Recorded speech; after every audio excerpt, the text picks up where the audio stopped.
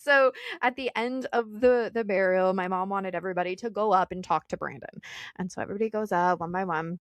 I was second to last because my mom was last. So I go up and I lean down to the hole in the ground and I'm talking. And then I start kind of being mean, telling him, you know how a little sister is. Okay. Picture that. Um, and my godmother walks by and she's like, "Are you yelling at the boy? Don't you yell at him." And it's so funny because that is exactly what she would have said to us when he was alive. Like if we were getting at it, she would be like, "Don't you say that to the boy, or don't you be mean to your sister," like things like that, right? So then I stand up and I start yelling at everybody who's there because by that point I had been the strong one the whole time. Right? It was my mom and me that planned the entire funeral. And let's be real, I planned the whole thing because my mom was basically a ghost of herself. And so I was the strong one for a month because it was COVID.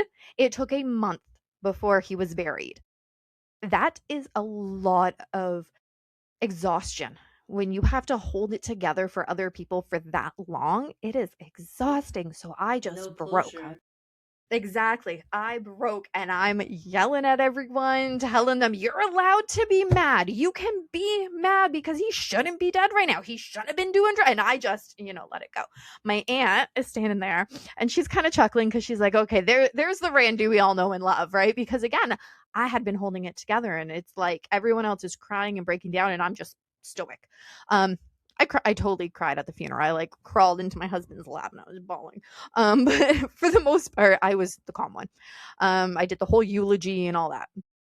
And so my aunt's like, "Well, I mean, she's not throwing anything." So I take a tissue box out of I don't even know who was standing beside me. I can't even remember who was standing, but I take the tissue box and I throw it at no one in particular. Just I go, "See, there, I threw something." And so then everybody started laughing and it was like, whoa, like I just a weight lifted off everybody because yes, it is sad. It is absolutely horrible when you lose somebody, but you are allowed to have the entire range of motion from Yes. despair to anger to silliness, back to despair to hatred to like everything.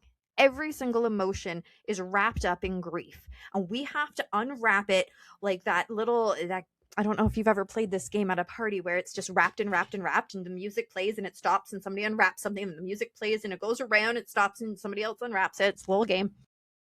That's what it felt like. Okay. Is that I can't say I've every played that game, but it sounds fun. it is. It's a lot of fun. And usually there's prizes, not horrible emotions. That's what it felt like. It felt like every so often something would get unwrapped from me and I would just something else, some other emotion, whether it was anger or laughter or sadness, whatever, and something else would unwrap. And that's what it felt like at the time.